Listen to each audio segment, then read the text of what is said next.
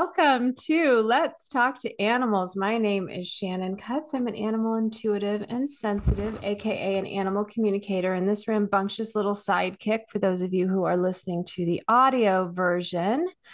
You just heard the rustle of baby cockatiel wings. She loves my desk, and it's the most fun place. It's like going to the amusement park. And so that's where she'll probably be for the remainder of this episode, where we're welcoming Jessica Fisher from the Pet Parenting Reset. And we are talking about how to integrate what we call sometimes the softer side or the woo-woo or the right brain function with some of those logical, analytical, and knowledge-based tools that we have to up our pet parenting game, to really step out of the cookie cutter mold that is so prevalent in so many areas of the pet industry. And like it or not, it is an industry and it is interested in profit, just like every other industry. And so we're just kind of trying to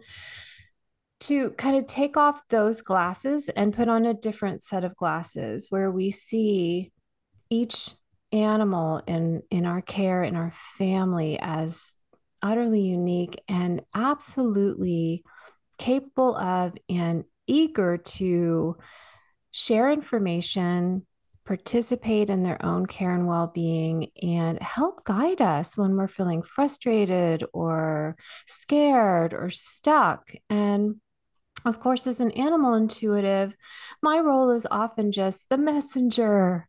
I'm sharing how that animal is feeling, their personal perspective about their life. And then it comes the phase that I like to call, what do we do with the information that we get? What now? And that's where season 4 of Let's Talk to Animals has really been headed, is let's make some practical good use of the information that your animal is willing to share with you.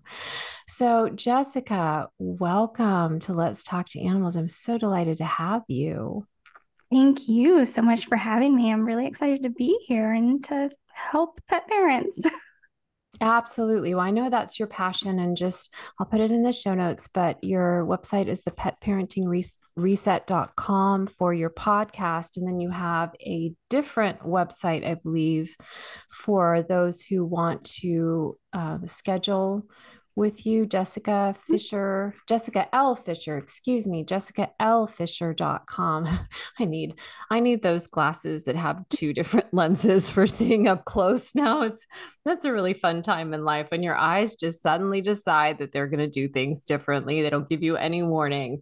So, Jessica, I invited you on Let's Talk to Animals because I'm so inspired by the highly individualized care and attention that you give to each human and each animal who reaches out to you for help, and how necessary that is. Of course, we've got some of the same uh, favorites in terms of the resources that we turn to, including Dr. Judy Morgan, who's also been a guest here on the show.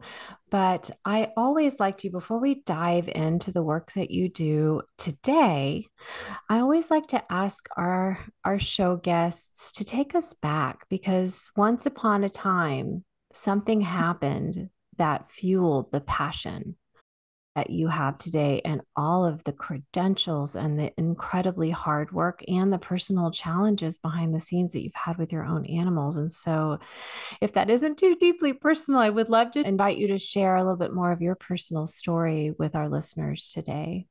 Yeah, absolutely. I am pretty much an open book, so I'm happy to share. I was that pet parent that did everything my veterinarian told me to do. I went to seminars at the vet clinic. I fed exactly what food she told me to feed. At one point, I had a lot of cats, but I was feeding 5 different foods to my cats, like bags of kibble, 5 different types, because it's what my veterinarian said each individual cat needed. And I thought I was doing everything I was supposed to be doing. And still, I was at the vet office. Like, they knew me when I walked in the door. It was crazy. Like, I lived there. It was my second home. And I think a lot of people find themselves in that position where they're like, I'm trying to be a good pet parent. I want to do everything I can for my pets because I love them so much. Yeah. And sadly, where you're just so misguided, and our veterinarians are very misguided. It's not really their fault either, um, because they want to care for our pets as well. But over the years, I ended up adopting a dog after I met my now husband. And she was a hot mess when I adopted her.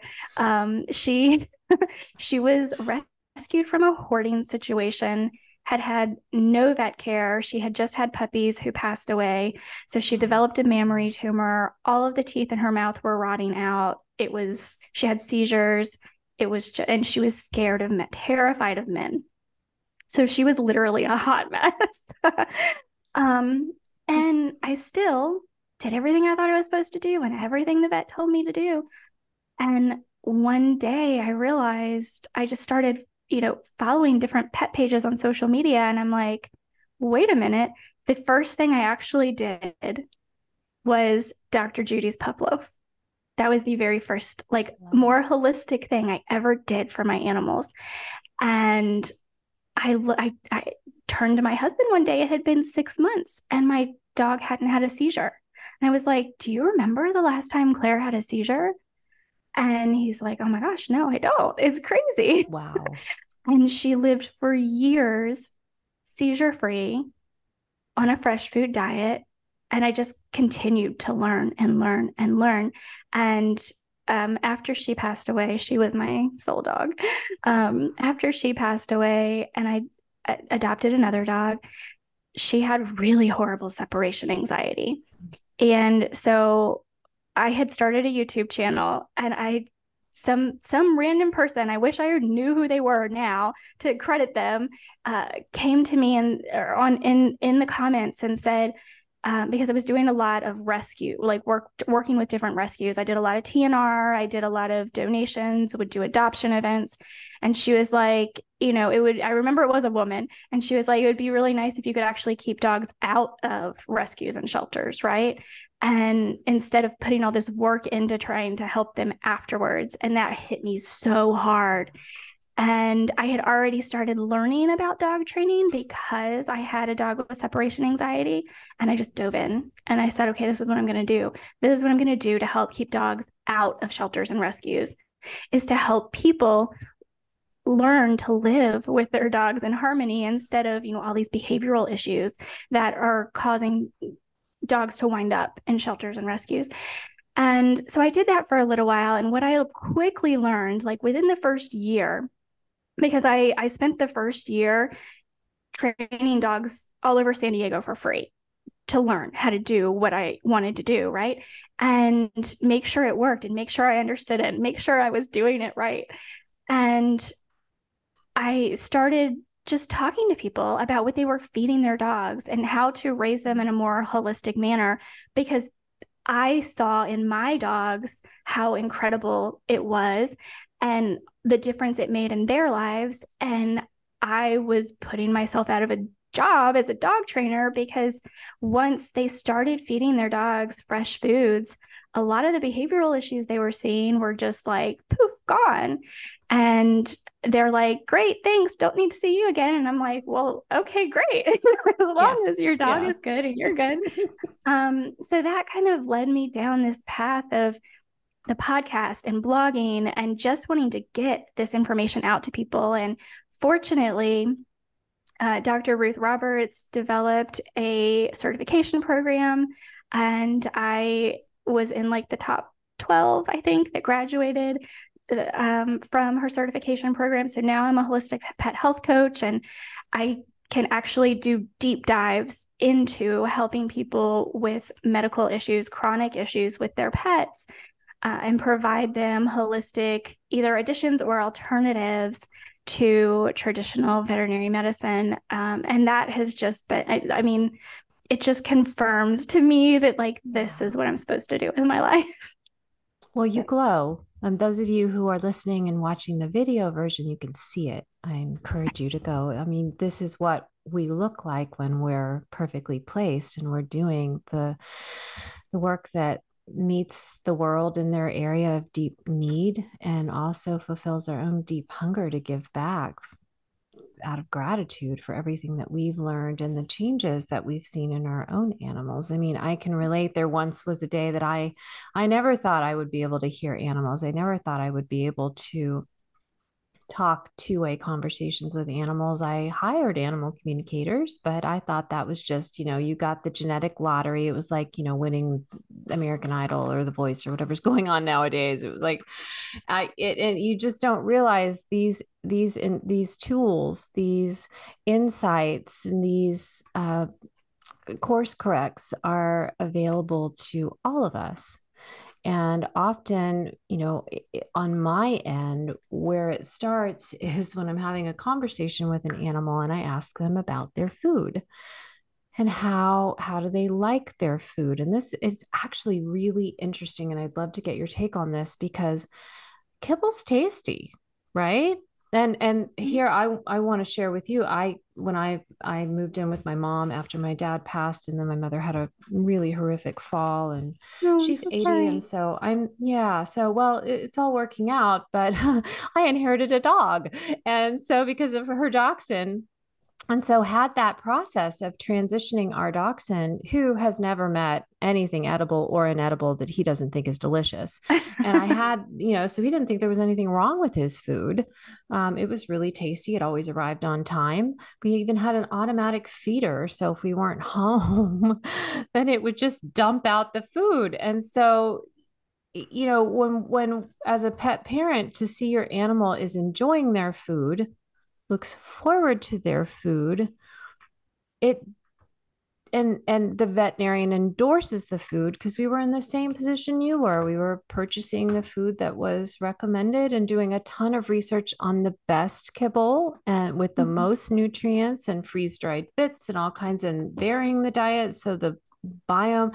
And so sometimes animals can even resist the transition, and it can cause, so I'd love to hear your take on that, because it can be really hard to, when an animal says to me, for instance, I really love my food, and shows me what they're eating, and then I realize what they're eating, and then I need to talk. And normally, although I love it when this happens, but normally human carers don't reach out to me when everything is absolutely okay. There is something going on. And so the delicate tiptoeing through the process of introducing, have you thought about making a dietary shift? And so I'd love to hear, kind of how you work with folks who their pets are drinking the Kool-Aid, and they're, and just kind of, because I'm sure you have, multiple case studies, not just in your own life, but with your clients. And so, kibble does taste good. It's like, so does potato chips, but we probably shouldn't eat them for every meal. So what are your thoughts on that? Yeah, well, the kibble companies are primarily owned by candy companies. If people don't know that, that is the case. Mars is one of the big, they are not a candy company anymore. If you look at their profit and loss, they are a pet company at this point. Fantastic. And they work long and hard to make sure that the food they put on the shelf is palatable for dogs and cats. And it actually can be a lot more difficult to transition cats away from kibble than dogs. Interesting. Because our cats just they become what we've kind of coined the term kibble addicted for cats. Okay. I almost never see a kibble addicted dog, but almost every cat is kibble addicted. That's so And interesting. it's not just the palatability of the food, because they do add a lot of, they'll call it animal digest or animal fats. A lot of it is actually grease that, restaurants and huge corporations, or they've used it too much and they have to dump, and that a lot of it is that. It's not good stuff for them, but it makes the food taste really good so that they want it. And it's also very high in carbohydrate, very high in starchy carbohydrates, which break down to sugars. You get this, craving for it, just like we do as humans, because when you eat starchy carbs and that breaks down into sugar, the sugar is going to create the same response in the brain that we get, like the happy hormones that our brain produces, like dopamine is the exact same response in the brain. Unfortunately, when we eat these really high starchy carbohydrate diets, we get this huge glucose spike and then a really, really horrible drop in glucose because insulin does its job, right? And then our body then says, well, that's my fuel source and I don't have it anymore and I want it and I want it and I want it. So they certainly will crave it because that's kind of what it's designed to make them do. But Very almost interesting. every dog I've worked with, if you offer them real food, they're going to take it. They're going to accept it. It is so much easier to transition a dog to real food because their dogs will not starve themselves. They will eat. They will get hungry enough to eat. So if we're providing them real food, they're going to eat. And then over time, their body is going to start to realize that they are still getting carbohydrates. They're still get in the form of vegetables. The body is still able to create some glucose from protein. And so we're still giving the body everything it needs. It's just changing the fuel source for the body. And so that it can operate in a more optimal way. So dogs I find are not terribly difficult to transition to fresh food diet. I know there are some, and especially it seems to affect some of the smaller dog breeds that can be very just picky or Yeah. sensitive. So there can be this temporary disruption of routine. One area where I try to work with my human pet guardians is to help them have the most positive attitude towards the Mm-hmm. transition and really visualize their pet loving this new food and emitting the positive emotion and mental picture that so that animal isn't then picking out up from mom or dad or their guardian or their foster care, danger, there's some emotional not good vibes going on. I might not want to try this food. Right.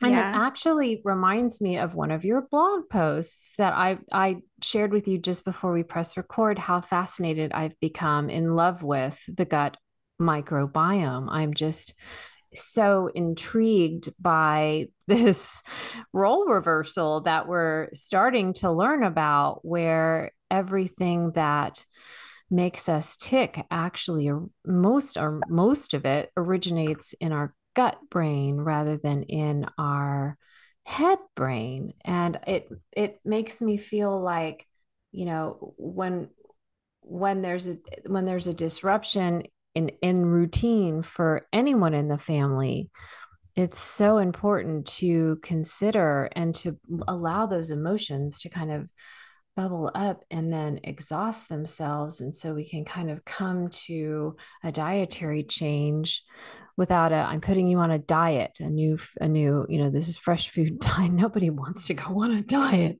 Everybody Right. wants to have delicious meals. Yes. And, so do you ever find that there's this kind of this period of time where maybe it almost feels like it's getting a little worse before it gets better, or Yeah, certainly. And that can be true with so many things.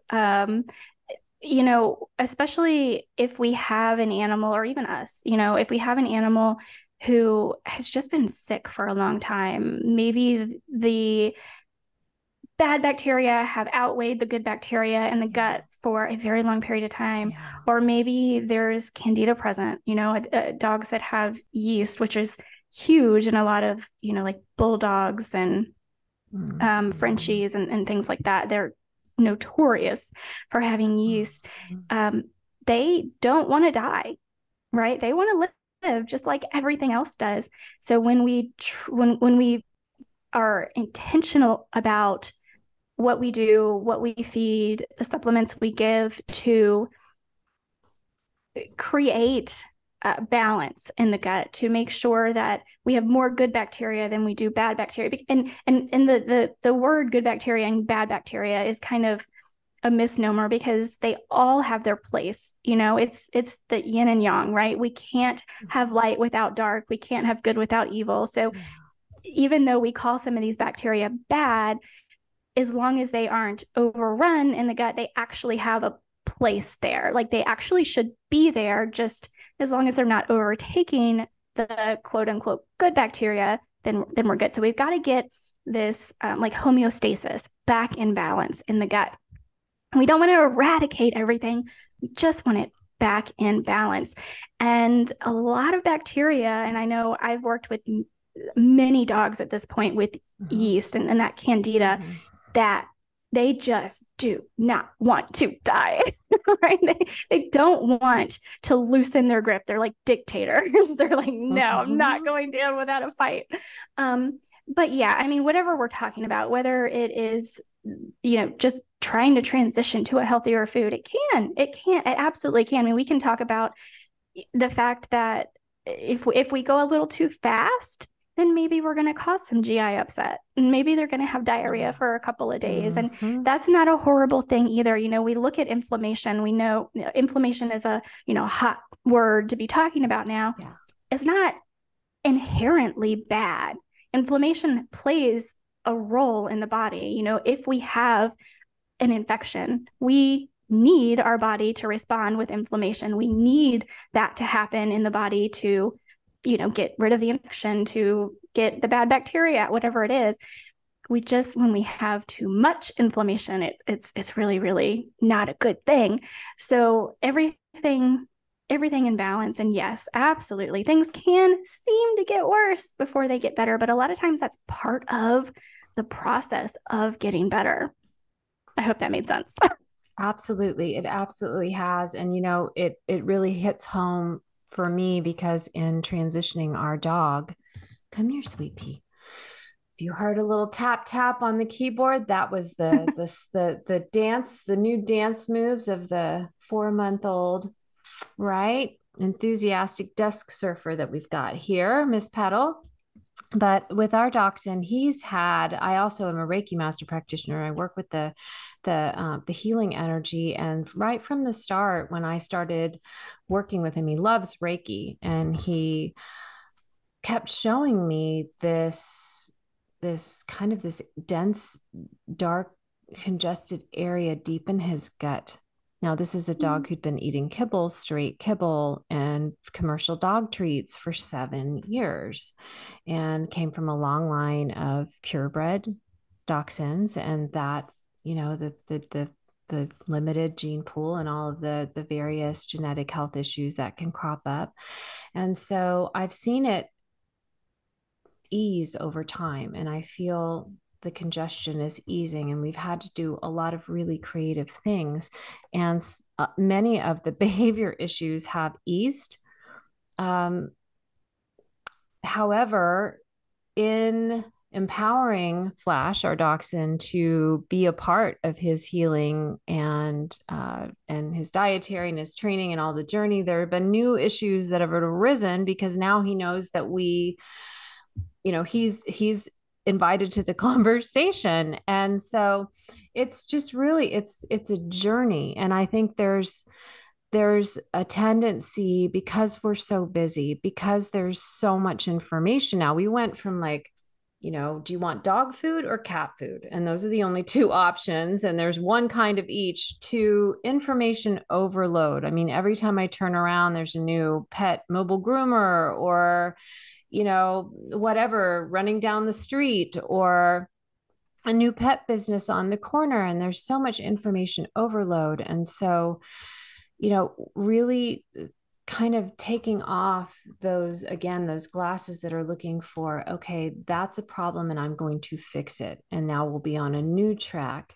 And so I'm curious about, how, because I don't believe, even though you've shared that sometimes you feel like you're out of a job once you fix the diet. I've seen it firsthand. I definitely see it with my pet parent clients.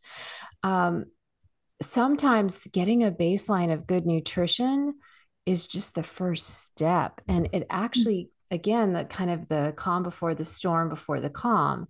And so what happens is now the dog has this, or the animal has a better, maybe the cat has a better baseline of health and nutrition. Their body is starting to replenish, but now that allows some of these deeper issues to rise up because they're not just running on fumes all the time. Does that make sense?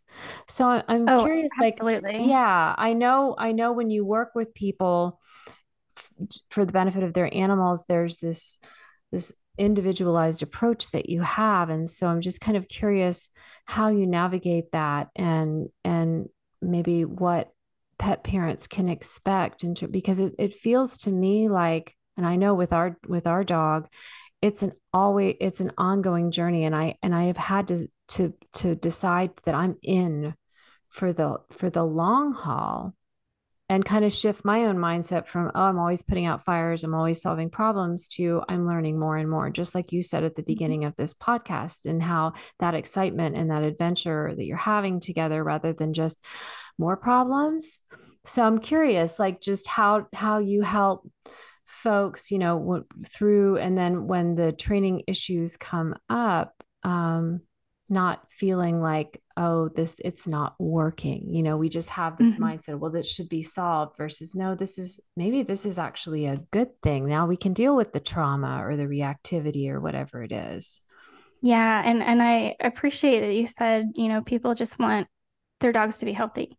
Yeah, Well, like you we said, do. it's We not a do. destination, right? Yeah. It's not poof, you're healthy. Yeah. It is a journey. You have to provide them throughout their lifetime with healthy options, with a healthy environment, with healthy nutrition, with like it's not a destination, it's a journey. And that in Absolutely. I know I've had to learn that for myself as well, my own health. Is I can't just do one thing and I'm good. Like it's this journey of finding different things that work for me and may not work for somebody else. And the exact same thing is true with our dogs and our cats because they are all individuals. And I could get two cases of two dogs on the same day. In fact, I did a couple of weeks ago. I had people who had met on in some Facebook group for dogs with Mm-hmm. IBD, and they found me, and they both hired me for their dogs. One was in the U.S., one was in Canada, and they both of the dogs have IBD, but they are both very different cases. IBD is just one thing they have in common. Everything else was different. All of their food sensitivities are different. What they're sensitive to is different. Underlying factors are different. Their blood work is different. It's completely two different cases. They came to me saying, well, we both have dogs with IBD. What can we do? Well, Yeah. very different treatment plans. And, I can't really even say treatment, but very different recommendations and Mhm. paths for them to go down and explore with their dogs who both just happen to have IBD. Right. Yeah. So, Right. yeah, everything can be different, from creating a diet, because that's kind of where we start. That's the baseline. That is the like foundation of health, is what we put in the body. And so each one of them have very, very vastly different diets. I mean, the same basis: protein, fat, veggies. That's the basic, how we put a diet together. But what actually those proteins, fats, and veggies are very different. And then depending on, again, their food sensitivities, the supplements we use are going to be vastly different. And the only other thing I think for almost all, maybe not all, but almost all dogs, cats, humans, we can all find benefit from, regardless of what ailments we may have, is a high quality, full spectrum hemp CBD. I think the endocannabinoid system is something that we just don't know much about. Yeah. Our veterinarians have not been taught anything about it. It is the master system of the body. But I digress a little bit, because outside of the IBD, outside of the CBD supplementation, everything else in the plans for these dogs, vastly, vastly different. Just because of, I mean, they're individuals and they don't have the exact same ailments. They don't have the exact same blood work. They don't have it. They're just different. So we have to approach everything differently. Absolutely. Here on Let's Talk to Animals, we are all about, as I shared, kind of demystifying and de-wooing the intuitive side of life.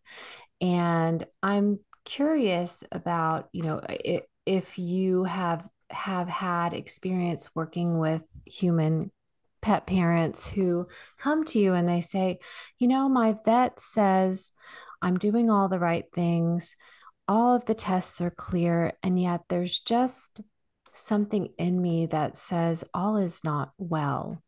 And, or if there's, maybe you have human pet parent clients who get midway down and they're saying, well, I think 90% of this plan that we're pursuing is really working well. I'm seeing a lot of, but I just feel like we still, and the role of that, the gut intuition and helping that pet parent to be more conscious and maybe a little less trusting of other humans and a little more trusting of themselves.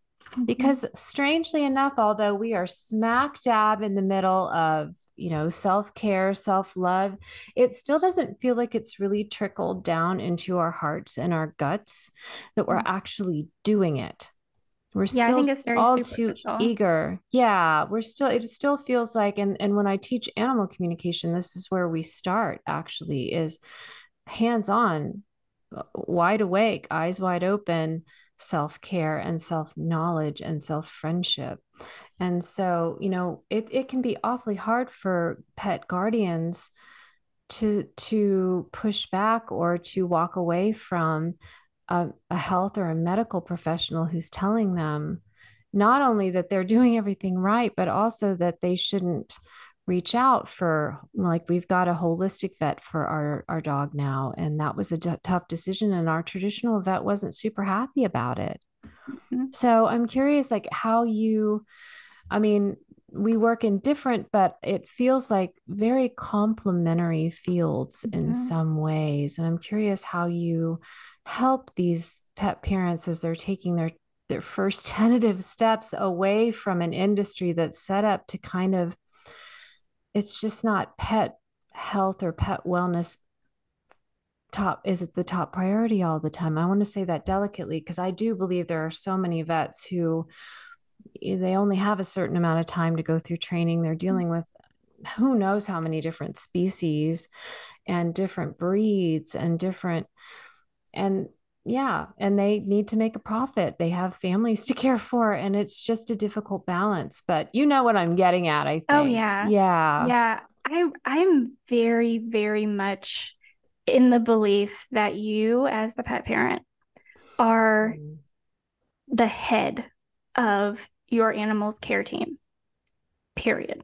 Brilliant. And who you choose to bring on your team is completely up to you.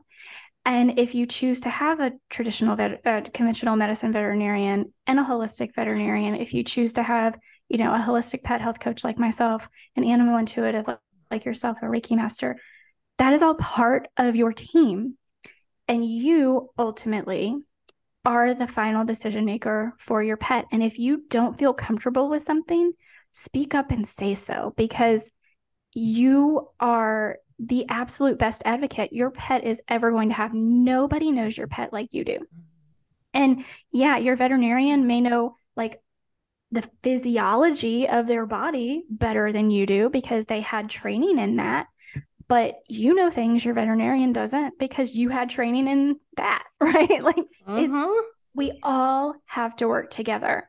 And it can be really easy to say, fire your vet, because a lot of us have that opportunity to do so. A lot of us do have multiple veterinarians that we can go to in our town. We can drive a little bit further and find another veterinarian. Fortunately, we do have holistic veterinarians that are doing telemedicine, which is difficult, right? For our animals, they really need to physically be able to touch an animal to really know what's going on. They need to be able to palpate the abdomen, feel the bladder. They need to, they're probably going to find an internal mass before, anyone else. Like they really need to be able to touch. That's why, if you are going to do telehealth with a holistic veterinarian, you still need to have, a veterinarian that you physically take your animal to for blood draws for these wellness checkups.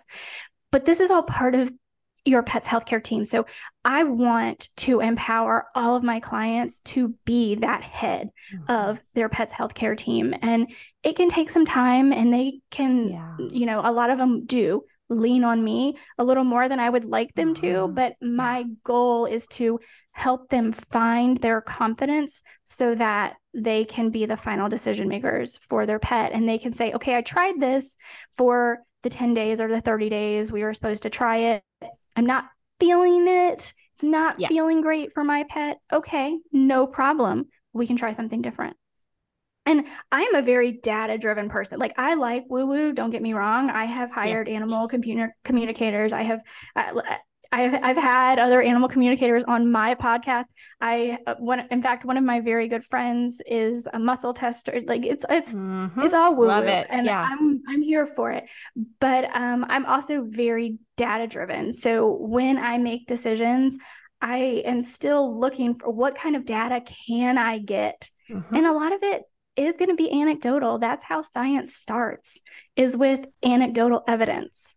So, we kind of have to reframe and unlearn a lot of the things that society has taught us and realize that it's not true. Like, quote, trust the science isn't how science works. No. Right? No. When we are actually dealing in science, we don't trust. We create a hypothesis and try to disprove it. That's how science actually works. And so, all science in the history of humanity has started with anecdotal evidence. Charles Darwin went to an island and observed the species of animals on that island. That is how science starts. So I'm a very, very big believer in trusting your gut. And if we have data points for it, let's do that. Let's look at the data points. Let's track the data points. But if we don't, then we need to take whatever anecdotal evidence we have and go with that. And it is so interesting because Einstein once said, creativity trumps head knowledge. Maybe that's not the perfect use of words, but the creativity, in other words, the eyes to see and the senses to perceive. And to me, I know one of the things that inspired me to reach out to you to be a part of the Let's Talk to Animals family now is your statement about how you're passionate about helping pet parents not feel so isolated and so alone in this journey, because at the time it's happening to us, to each of us, and I've been through it too, it does feel like we're kind of all alone. And it's, suddenly we become aware of a machine, or we become aware that some of the science we've been trusting maybe its motives and its hypotheses are maybe not as pure as we had mistrusted them to be.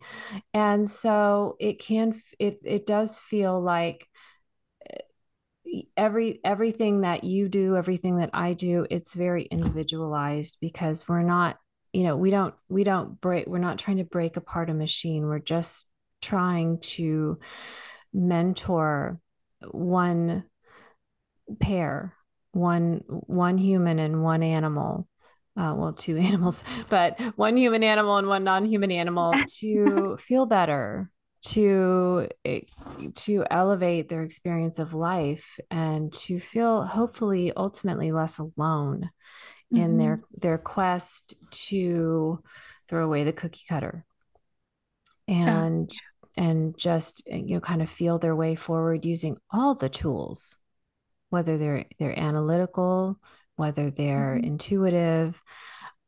It's kind of, I feel like this world is so much set up in terms of looking at the extremes. And yet there's all of this interesting stuff going on in the middle. And where do I, and there's this spectrum, and there's this kind of the pendulum shift, and maybe we're going from one extreme to another, but what we're really seeking is balance. And it really feels, I'm such a huge proponent of mentoring and coaching. This has been the relationships I've had with mentors and coaches, the one-on-one connections I've made have transformed everything about my life. And so I really do feel like that's where we're headed as we learn to keep company with our animals in ways that are truly healthy for them. We went from being truly partnered with animals in a real win-win, work type of relationship where everybody's all in for the mutual good as well as the individual good, to now we've kind of got these artificial where we've got, dog and cat cafes, and they're sitting on chairs and little plates of food, and it's just this strange and wearing odd costumes. And and I feel like there's something in us that craves more equality and more normalcy. And but it's like we are craving their company, bottom line. And because our world has dealt them out of our lives in terms of any kind of a true work partnership, we've got to find other ways to stay connected. And so I'd love for you, we're getting close to time, and I'd love for you to close us out by sharing the ways that you can coach and mentor and help with training and just come alongside these brave pet parents who are, they're gonna stand up and say, I accept the responsibility of being the leader, of being the head of my pet's care team, but I sure could use a little support in doing that. Yeah, I mean that can be hard, right? Especially Yeah. today. There's a saying that, tough times create hard men, and hard men create soft times, and that creates soft men. And that's kind of where Oh, we're at right now, is we're kind of, everybody's a little soft. I get yeah. it.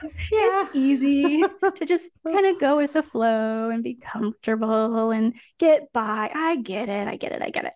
But yeah, if you are that kind of person that you're like, this isn't working, and you realize that this isn't working, but you don't know where to start, or you just don't know, or you don't know how to take it to the next level, right? Yeah. That you can do better, and there are ways you can do better, but you just need help tweaking things a little bit.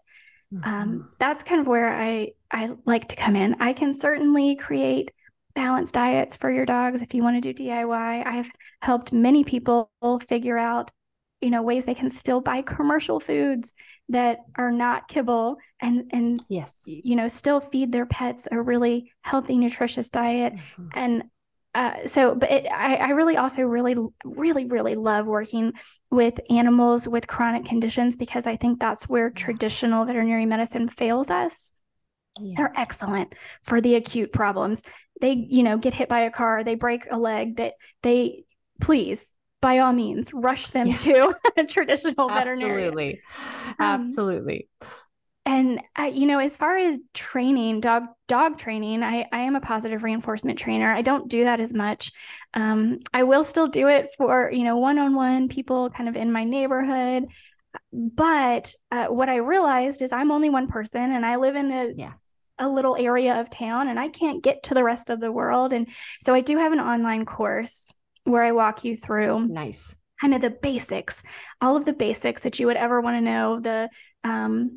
First of all, principles of positive reinforcement dog training, why I chose positive reinforcement dog training, because if you start to dive into, I want to learn how to train my dog, or I want to be a dog trainer, you can very, very quickly become overwhelmed with all of the different like ideologies in dog training. And I'm very vocal about being a positive reinforcement dog trainer, and why I don't use fear and pain and tools that create fear and pain in animals. But also, I am not a balanced trainer either. That's become very, very popular, and I don't agree with that ideology either. And that's okay. And nobody has to agree with me. But I walk you through why I choose positive reinforcement. And I walk you through all the basics of, the basic, I call them cues, but most people call them commands. So that's the word I have to use. Sit, stay, come when called, all the things. And then I get into like a lot of different behavioral problems that people can have with their animals, and walk you through. And so you're going to get videos of me talking to you, right? And you're also going to get videos of me working with my dog. You're also going to get videos of me working with other people's dogs, because I wanted to kind of make it this really, really well-rounded course. It's very, very affordable monthly price where you can cancel at any time. There's no long-term commitment for it. So, I have fortunately had quite a few people reach out to me and tell me how much they love the program. And I'm thrilled with that. It's not making me rich or anything like that, but I understand that I'm only one person. And what was really cool, I think, is that if you're just looking for training and you're not yet ready to switch your dog's diet, at the end of that course, I have a few little videos on why you should care about nutrition. And so that's going to kind of plant the seed in your head. And these are videos that I did. I actually have a playlist on my YouTube channel from when I transitioned my dogs to a raw food diet. And kind of every day I would come on and tell you what I learned that day. Nice. So it's kind of cool. It's, for me, a little cringeworthy. I hate going back and watching myself, but you kind of get to walk through the like, oh my gosh, I learned this today. How cool is this? And then everything kind of builds on each other. So it can kind of slowly walk you through the understanding of why. That's why I leave those videos up, because I think they can be very beneficial to people who are like, my dog's fine on the food they're eating. Yeah. Well, they may be surviving, but are they thriving? So let's start there. It's such an important question to ask, especially, not everybody is open to the intuitive arts and interspecies communication. Now, I'm going to assume that probably the folks that aren't open to it probably aren't listening to this podcast. However, I do feel more and more that the rise of the intuitive senses, the sixth sense, as one of my teachers calls it. And I do feel like if anyone's listening today or watching the YouTube version, and you're feeling like, this is something that would benefit my animal, but it's also, with mirroring our animals, so often they lead us down a path where we need to learn these things for ourselves too. And so, if you're feeling a little overwhelmed by all the information, as you just mentioned, and you're listening to this, you're watching this, and just think about, there's a payoff there. There's a benefit that you can't even begin to perceive in most cases. As you continue, find out that each little step generates a bigger cumulative impact than what it appears on the surface. And so taking those first few steps, generating that initial awareness, that's the hardest part. That's like Mm-hmm. 70% of the journey right there. If you can get through the first few steps of this, it becomes self-generating. And you look back in a few months' time and you think, man, I have learned so much. I feel so much more comfortable, so much more confident, so much more empowered, and not just for my pet, but for myself as well. Yeah, I find that So, either people generally have one of two paths. They either their pet is sick and they start researching everything and they find a more holistic way of helping their pet. And then they learn to take those same tips and steps to improve their own health. yes. Or they are sick and they find more holistic options to help themselves. They find ways of eating that are more beneficial to uh, the whatever they may be dealing with. A lot of autoimmune diseases, right? We have going on, and they Yes, get for down the sure. road and they're feeling better, and then they open up this new bag of kibble and they're like, wait a minute, why am I feeding this to my pet?